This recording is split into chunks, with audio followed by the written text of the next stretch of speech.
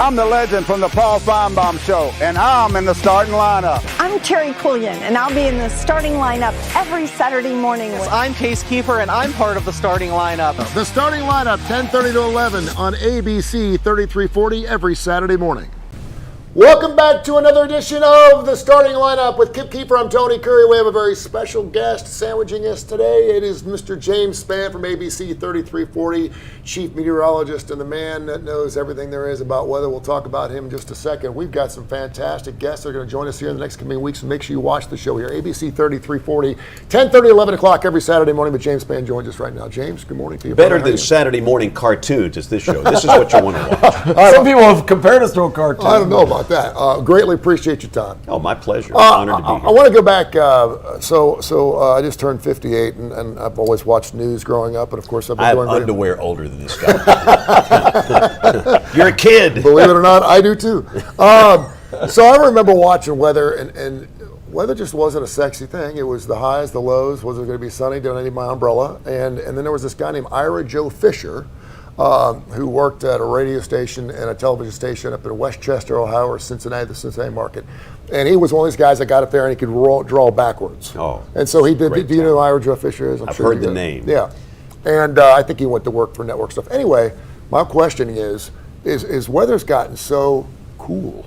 It's gotten so, I mean, the technology, the Dopplers, the Paragons, the verbiage, the things you do, and it's just gotten so cool that now, I mean, obviously if you're watching a newscast, it takes up more time than anything else, as it probably should, and you should as well, because you're the best of the best of the best. But how have you transgressed through how the weather has changed, say, over the last 10 or 15 years with all the technology we've got? Well, I started doing this in 1978, and I drew on a map. I didn't do backwards, but I had a magic marker. We had to clean off the plexiglass when I was through. Yeah. And we got the computer graphics in the 1980s. And I think what's changed is that, number one, weather is of universal appeal. It affects you and everybody watching. And so it's universal, it's not political, it's not polarizing, and weather can kill people. And that's what people have to remember, that sometimes it turns violent. And so when I started in 1978, warnings were primitive. If a tornado was coming, we might know, we might not know. Today, there's an excellent chance we know, and there's an excellent chance we can give people 15, 20 minutes to get to a safe place. And that is a tangible way that you can help to save somebody's life. And that's changed everything. And of course, the other thing is the fact that now it's not just television, it's your phone. Yeah. People are on social media, and we provide information over there, and the boundaries have gone away. Used to be in a television market, you'd be in one market and you'd be confined to that market, where now there are no more boundaries. So I think between the technology, the fact that we are part of a life-saving process, and social media, weather's gotten kind of sexy. Well, and I think I'm not sexy, but the subject has gotten sexy. I'm just some old creeper guy. No, you're sexy. You're sexy. No. You're good. No, it's amazing because whenever you talk about hurricanes, they may say, well, it's a smaller hurricane or a small size tornado. Just ask the person that hits how big that tornado or that hurricane is. If you're the one that hits, it's the worst thing you could ever imagine. And when you're talking about how we are affected by weather, and I remember 1974, the tri-state breakout was in Cincinnati, Ohio. We didn't have sirens. I remember as a family coming out and standing in the middle of the street along with 3 or 4 of our neighbors and talking for about 15 or 20 minutes until it got nasty again. Then we just went back inside, went to our basement. That's how we knew whether the weather was going to be really bad, but it's just changed so much, and it's gotten so much better over the years. This is the 50th anniversary of that outbreak, April 3rd, 1974. I was a senior in high school, which means my 50th reunion is coming up, but that changed my life. It changed mine too. At the time, we didn't have cell phones, of course, and I had a ham radio license, and they gave me 3 days off to go volunteer to serve as a communicator. Alabama was ravaged that night, and I went to Jasper, Alabama, hit hard. I was in the emergency department of the People's Hospital, which was the hospital, and I saw things I probably shouldn't see as a 17-year-old child, but I think I needed to see that to do what I do for a living today. We went to Ewan, Alabama, wiped out. Xenia, Ohio, you know that story. Big time. Ewan, Alabama had the same situation, F5. I thought the world was ending. I love storms. I wanted them, and that let me know that there's more to it than just the fun of it. And we wound up in Huntsville that was hit hard, and that changed my life. And you're right, warnings were primitive back in 1974, but now we can tell you if it's near Jim's Pit Barbecue or the Walmart in Prattville or wherever, and people can relate to that. and we've integrated social science into physical science. One of our big problems, my first major in college was electrical engineering. Huh. I don't know anything about TV or broadcasting or being on your show. And then I changed to meteorology and finished in meteorology. But we don't know anything about social science, human behavior. We're asking people to do things. So since 2011, our big April 27th event, where 252 people died in one day on my watch, which is inexcusable, we've learned that we don't know anything about social science. So these brilliant social scientists have helped us, and we've integrated their knowledge with physical science with this interdisciplinary approach. And I think we're so much better now than we were in 2011 and times before that. Wow, and that's fairly recent. Right, and that's why we say all of these things I do and say, there's a reason for that. Respect the polygon. People didn't understand how warnings were issued. They thought it was issued by counties back then. We used polygons, and we've changed that. We've learned that people cannot find their house on a map. And what do we show during tornado outbreaks? Maps. And again, I'm not faulting the people. It's the fact that they're used to their phones. They get turn-by-turn directions. People don't need map skills, and we have to be better at that.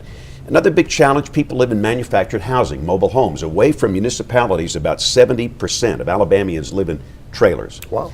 Wonderful affordable housing, but you can't stay there during a tornado warning.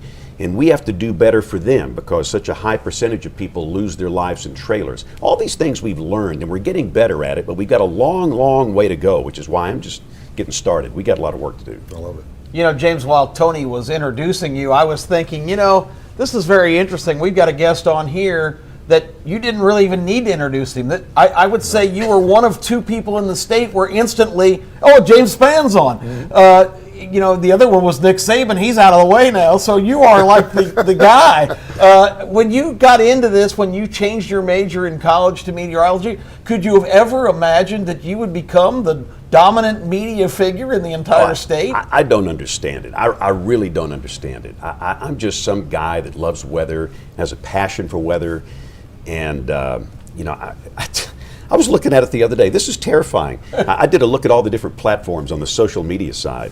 I did a follower count because I was doing a talk in Nashville, and I wanted to just kind of show them the power behind that. It's at 2.7 million.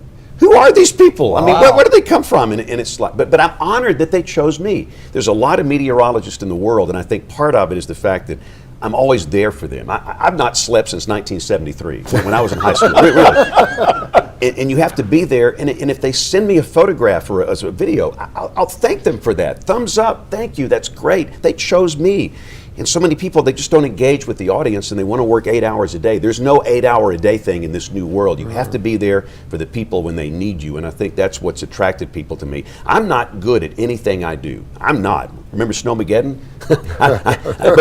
but I will work harder than anybody else. Yeah, you will. Anybody else to accomplish a task, and part of that came from my childhood. My father abandoned me and my mom when I was 7. And I had to go to work, and so I'm not good, but I work hard, and I think that's got a lot to do with it.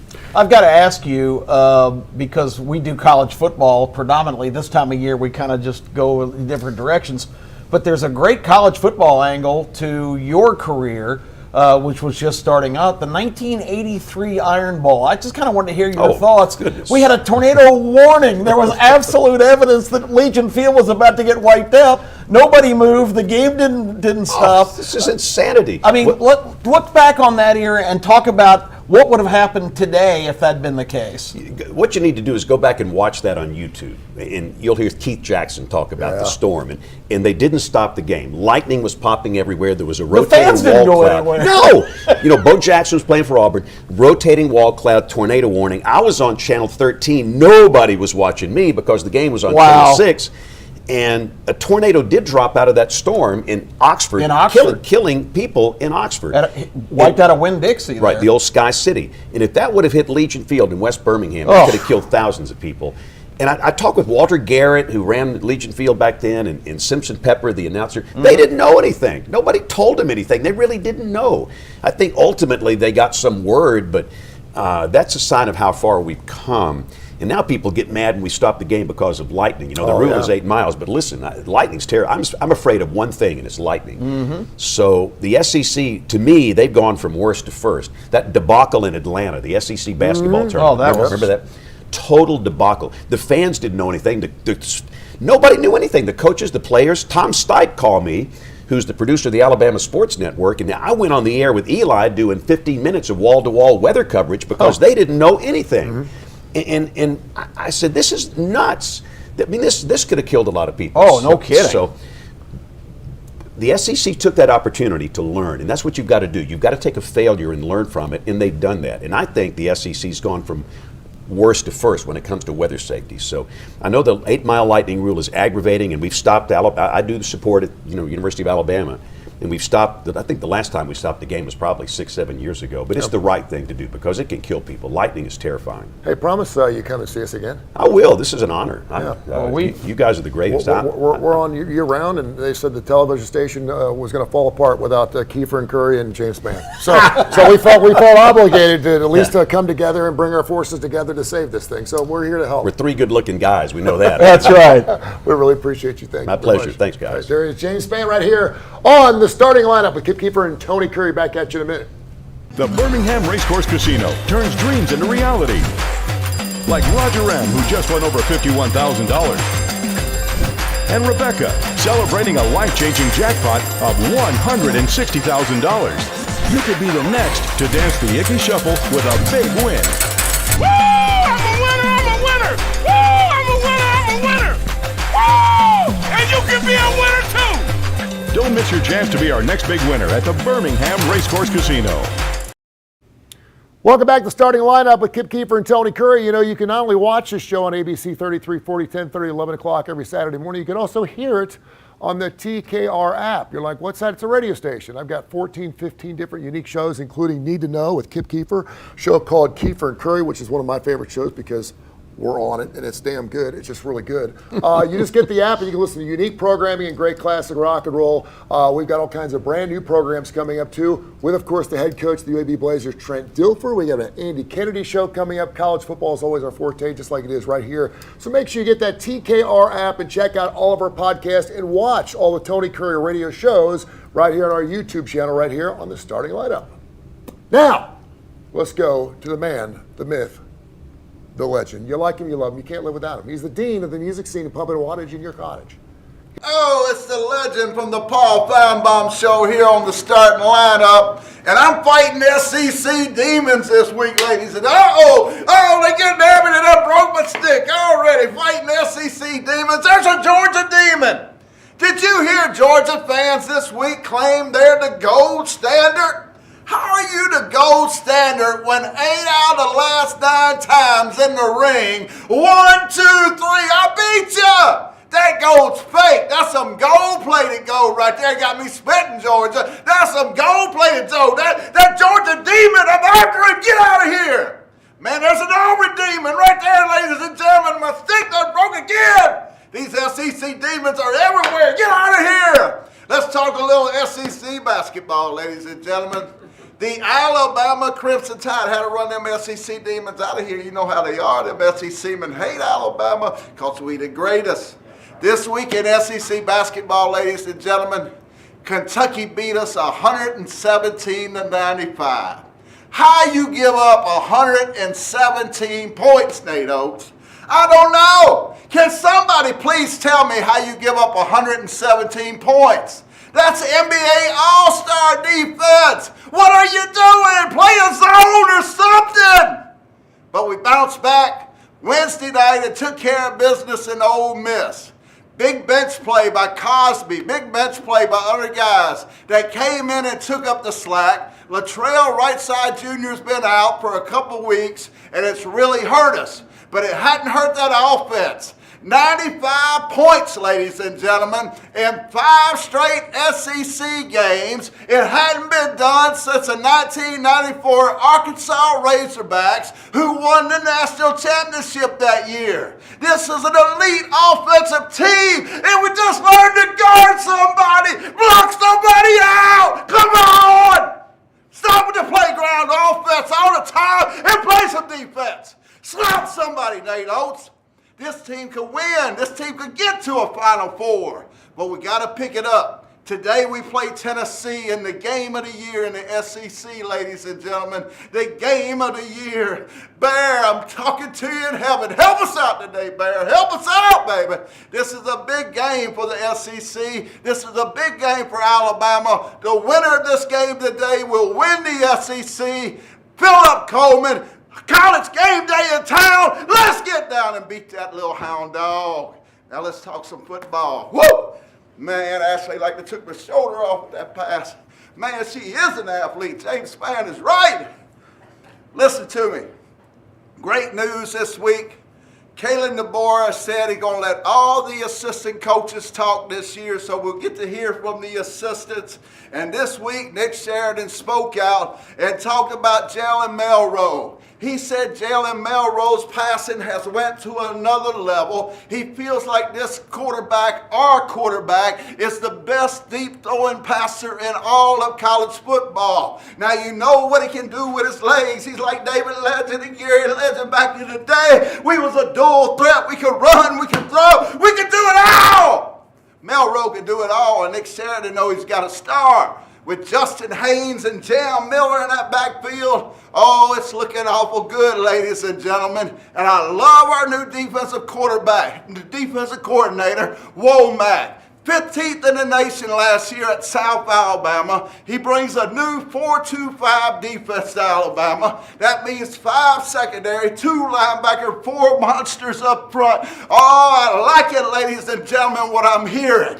And big news today, well, a couple days ago, Ryan Hollywood Williams. Yes, Hollywood, baby. Hollywood Williams, Ryan Hollywood Williams, has been given money to be in EA Sports, becoming the first freshman ever in college football to be in EA Sports ever before he steps on the field. Oh, get that money, baby. Get that money. That's what I'm talking about. And I'm talking to millionaires and billionaires right now that love Alabama. Send your money down here so we can get all the 5 stars. Oh, I'm loving it. I'm spitting. I'm going crazy. I get wild. Oh, there's some SEC demons again. Remember, it's just a game. Don't be like the legend. Splum. Sports insane. Roll Tide, baby. Kip Keefer, Tony Curry, the starting lineup. I love this show, Kip, because you never know what we're going to do. And you mention it every week. You never know who's going to show up on the starting lineup. We got Leonard Skinner one week. You got a crocodile on your lap the following week. We talked about gambling. James Spann was just sandwiched by us. I want to thank James. We know he's a super busy guy. I love having him on. He'll join us intermittently throughout the show. We've got coaches, all kinds of great people showing up. And we couldn't do it without our great sponsors. Southern Precision Staffing was one of our great sponsors, not only because they paid to play. They came on here to be part of course, the Kip Keefer and Tony Curry show and starting lineup. They went 9-0. Yeah. I mean, they not only paid their fare, but they also helped pay a lot of bills for a lot of people. 9-0 Kai Gregory did during the college football season the following week. I believe he was 4-3, so you can do the math. That's 13-3. Pretty good stuff on 2 weeks.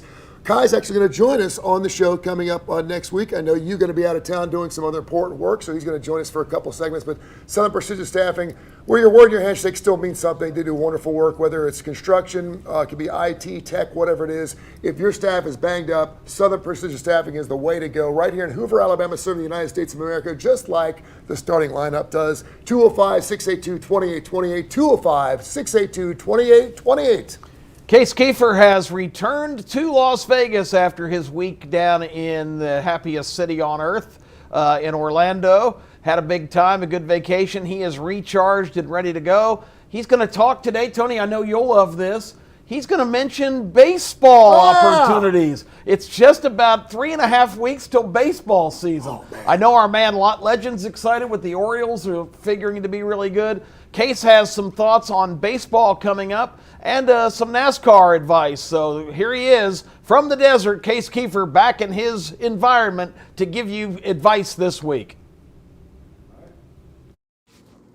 Hey, it's Case Keefer with my weekly Best Bet segment as part of the starting lineup coming to you from Las Vegas. Yes, I am back in Las Vegas. If you listened last week, you know I gave an edition of this on the road. Had a week away.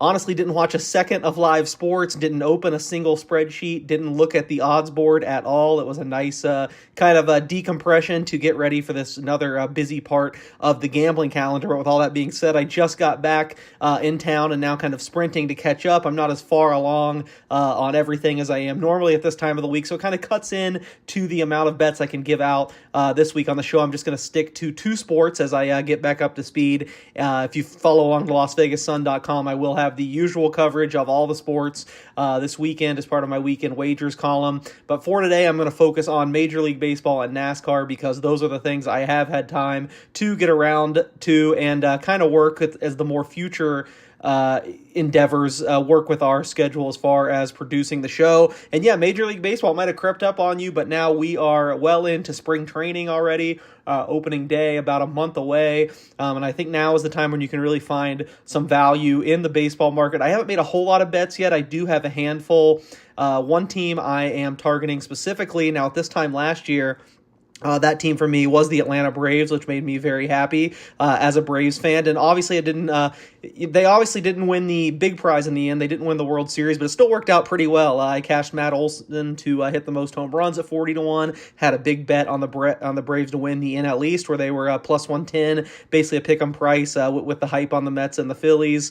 Had them most wins 8-1. So I still like the Braves again this year. I think they're going to be very good, but the difference is the market has caught up. Now after the historic year they had last year, they are right there with the Dodgers as the top price team. I do think I like them a little more than the Dodgers. I think the Dodgers hype's a little bit, just got a little too crazy. I mean, spending $1 billion in an offseason will do that, but Shohei Ohtani just batting, not pitching this year, of course, as he overcomes elbow surgery. And I think, a big reason why he was such a big addition is they need the pitching. They did ultimately go out and get Yamamoto, of course, the big Japanese prospect, and I think he will pay dividends for them, but he's not going to pitch a whole lot of innings, so I think they still have some pitching deficiencies.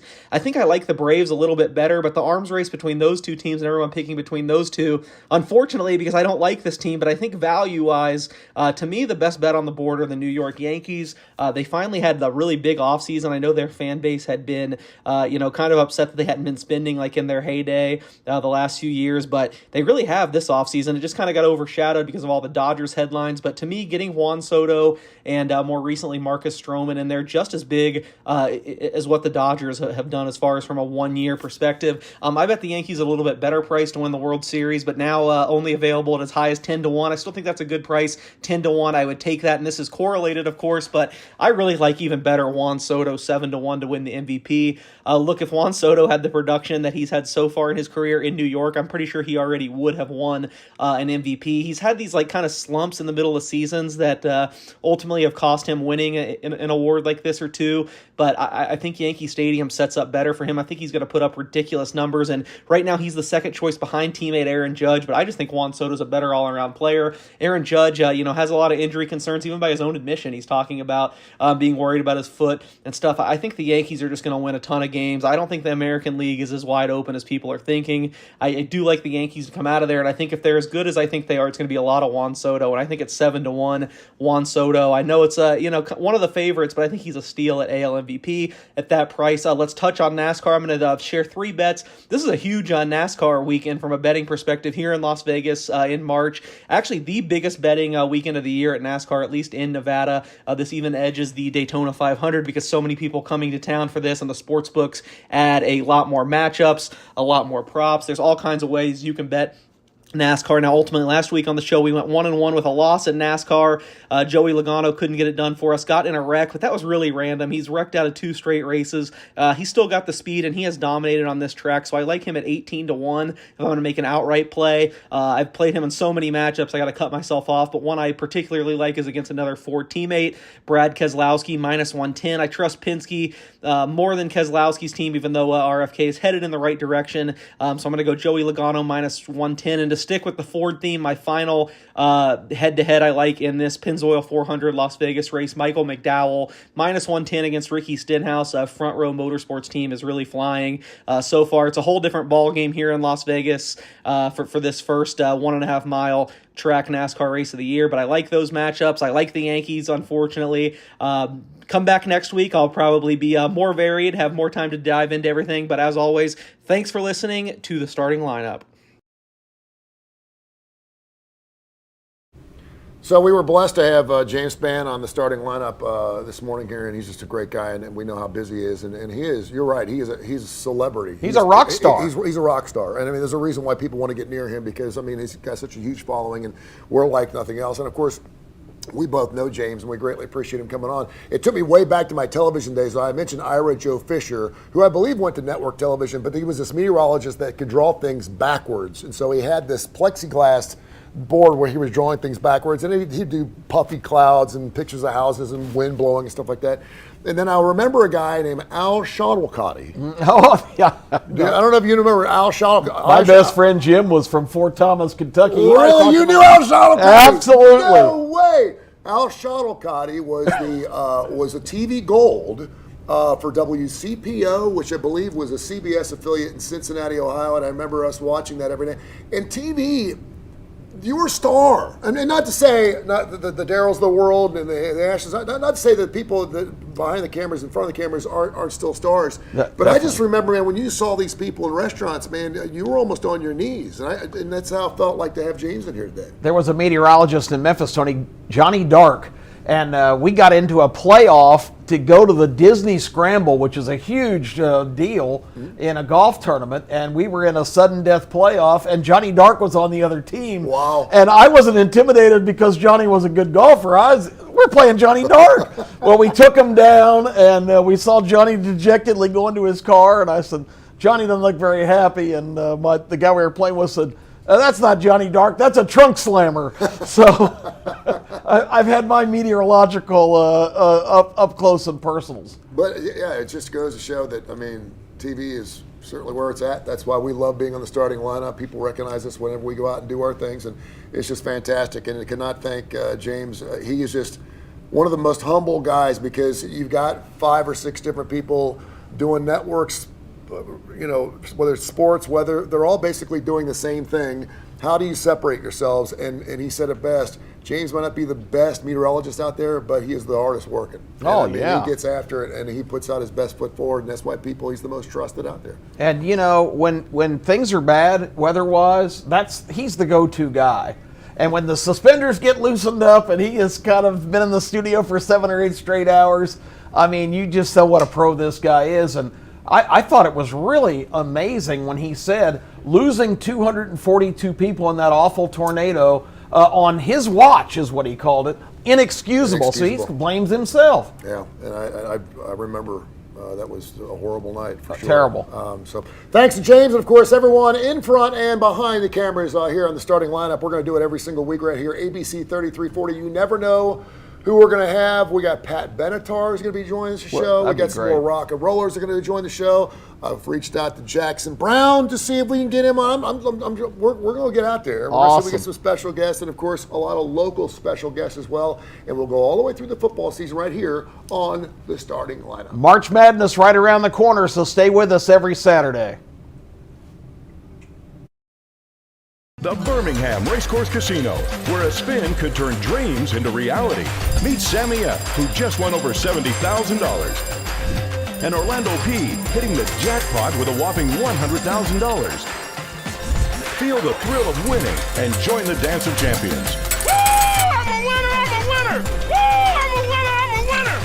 Woo! And you can be a winner too! Your chance to be the next big winner is here at the Birmingham Racecourse Casino.